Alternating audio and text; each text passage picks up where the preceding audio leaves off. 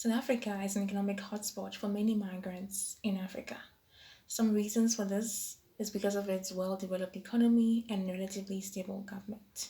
This is the reason I chose it as a subject of my proposed research, which will investigate the constitutional rights to work of migrants in South Africa.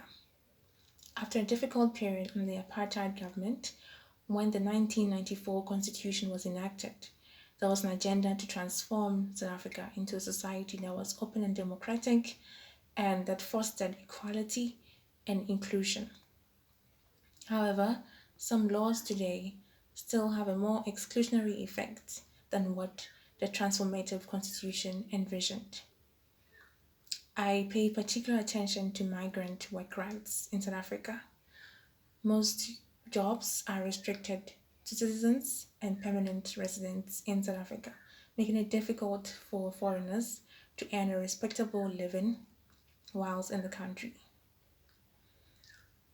Justice Mohoro, in the case of MAC versus Labiodam in the Constitutional Court, noted that it's important that the courts protect migrants because they do not have the political muscle to make demands for their rights, as compared to citizens and permanent residents who have the right to vote and make a change. Therefore, my research will look at investigating the constitutional right to work, which is couched in Section 22 of the Constitution.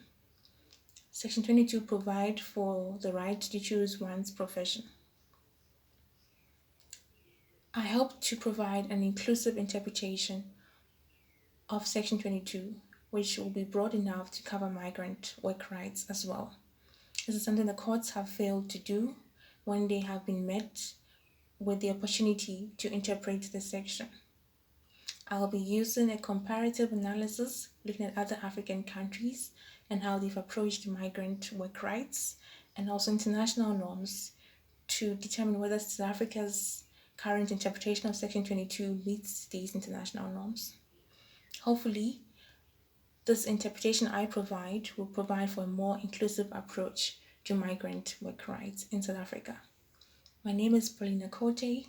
I will be studying a master's degree at Rhodes University in 2024, and this is my thesis in 3 minutes.